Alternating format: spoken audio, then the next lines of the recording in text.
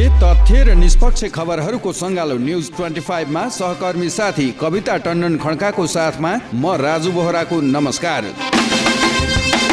सुरु गरौँ दिनभरिका न्युज 25।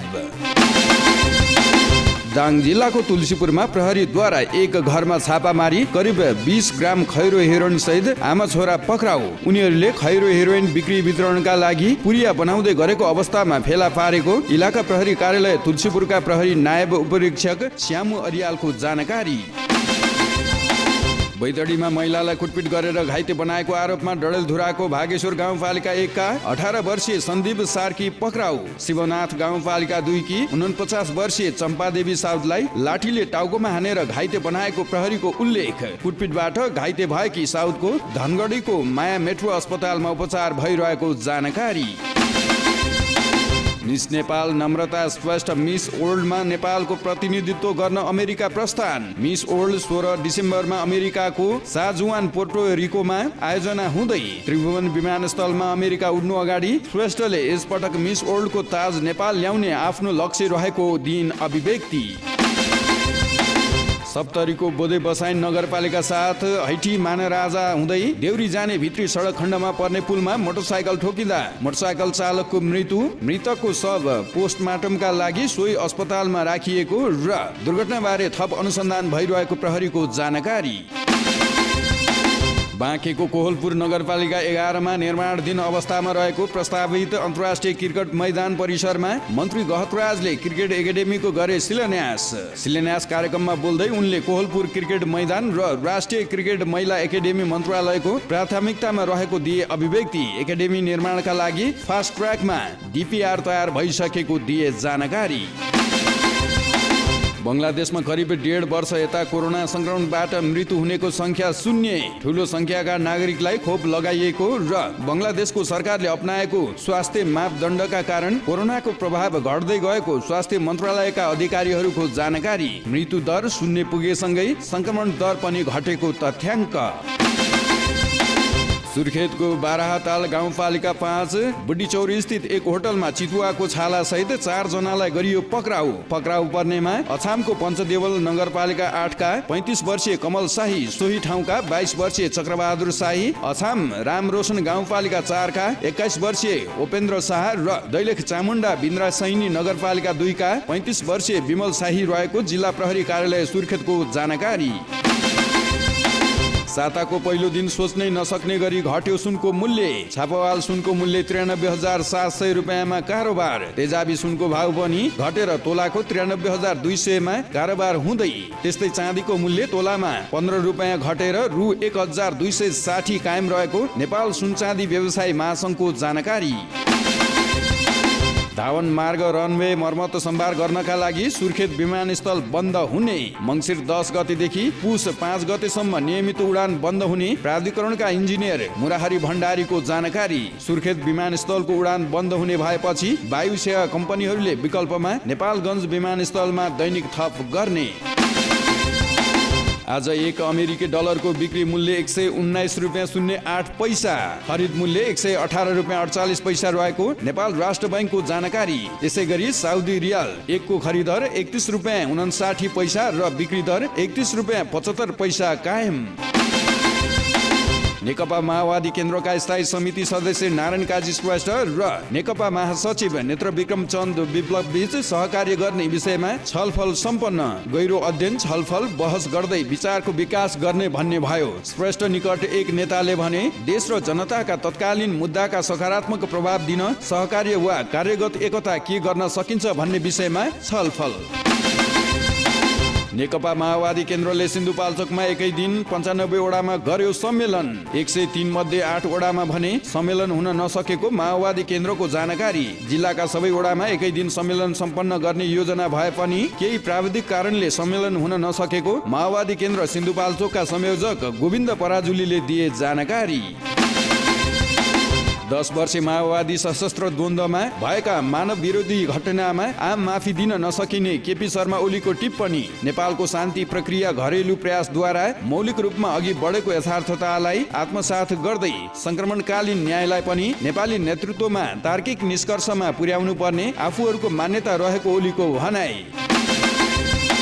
मुलुकको प्राचीन मिथिला क्षेत्रमा पर्ने महोत्तरीको मटिहानी नगर अहिले उत्सवमय देखिँदै सोमबार राष्ट्रपति विद्यादेवी भण्डारी मटिहानीका धार्मिक स्थल संस्कृति शिक्षाको पुरानो केन्द्र रहेको 303 वर्ष पुरानो पाठशालाको अवलोकनसँगै नवनिर्मित रङ्गशाला समुद्घाटन गर्न आउने कुराले नगरवासीहरूलाई छायो उत्साह।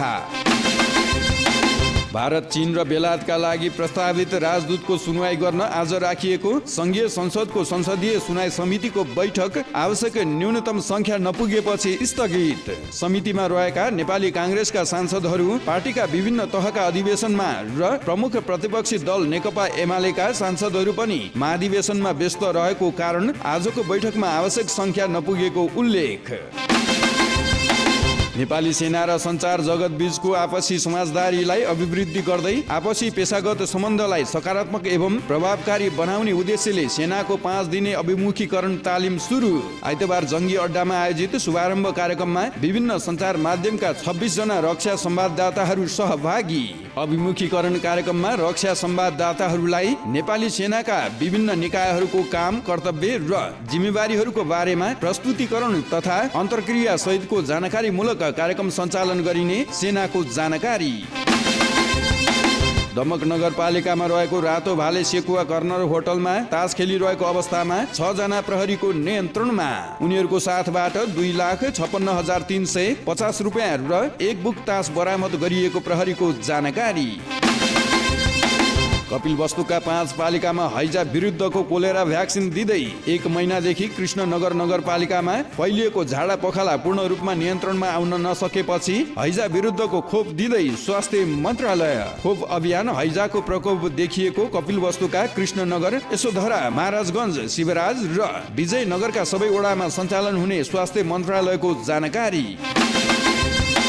मन्त्रालयले आयोजना गरेको भगवान श्री पशुपतिनाथ दर्शन सहितको योग शिविर कार्यक्रममा संस्कृति, पर्यटन तथा नागरिक उड्डयन मन्त्री प्रेम बहादुर आलेले योग गुरु रामदेवलाई नेपालको पर्यटन क्षेत्रको प्रचार प्रसार तथा प्रवर्धन गर्नका लागि ब्रान्ड एम्बेसडर बन्न राखे प्रस्ताव। कोभिड-19 को संक्रमण नेपालमा निकै कम भएको र धेरैले खोप लगाइसकेको उल्लेख गर्दै मन्त्री आलेले नेपालको पर्यटनको प्रचार प्रसार गरिदिन योग गुरु रामदेवलाई गरे आग्रह।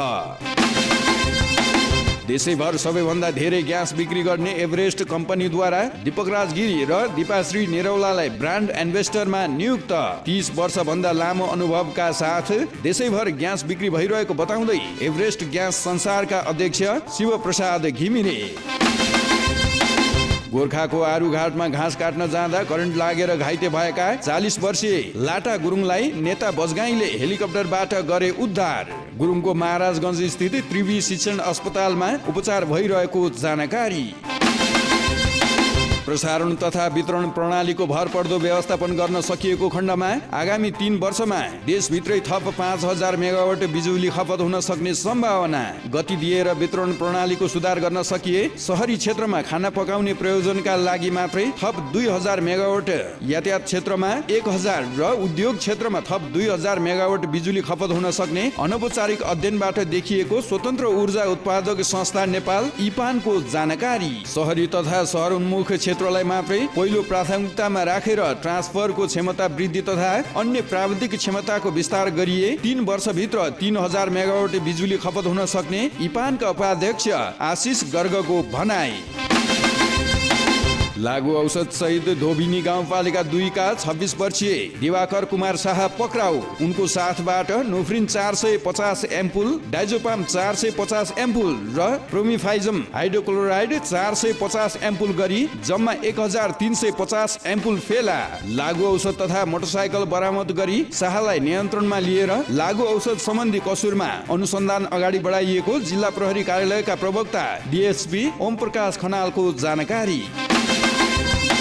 आज विश्व टेलिभिजन दिवस विभिन्न कार्यक्रम गरी मनाइँदै सन् 1930 को दशकमा प्रसारण सुरु भएको टेलिभिजन प्रविधिलाई अहिले सबैभन्दा सशक्त सञ्चार माध्यमका रूपमा लिइँदै नेपालमा भने सन् 1970 ताका टेलिभिजनको सेटहरू भित्रिएको साथै अहिले 2 दर्जन भन्दा धेरै टेलिभिजन च्यानल नियमित प्रसारणमा रहेको तथ्याङ्क। र न्यायालयका नेतृत्वकर्ता प्रधान न्यायाधीश चोलेन्द्र शमशेर जवरा यति बेला प्रश्नहरूको कठाघरामा। अदालतका सहकर्मी न्यायाधीश र कानुन व्यवसायीद्वारा जवरालाई गम्भीर आरोप। भ्रष्टाचार गरेको न्यायिक नेतृत्वमा अक्षम, असफल भएको संवैधानिक नियुक्ति र मन्त्रीमण्डलमा भागभण्डा गरेको लगायतका अन्य सूची। जवरालाई बहिर्गमनका लागि पूर्व प्रधान न्यायाधीश नागरिक समाज लगायत चौतर्फी रूपमा दबाब। सत्य, तथ्य र निष्पक्ष खबरहरूको सङ्गालो न्युज 25 आजलाई यति नै। भोलि यसै समयमा दिनभरिको न्युज 25 को साथमा उपस्थित हुने नै छौँ। त्यतिन्जेलसम्मको लागि सहकर्मी साथी सुस्मिता फुयालको साथमा म राजु बोहरा बिदा हुन्छु। नमस्कार।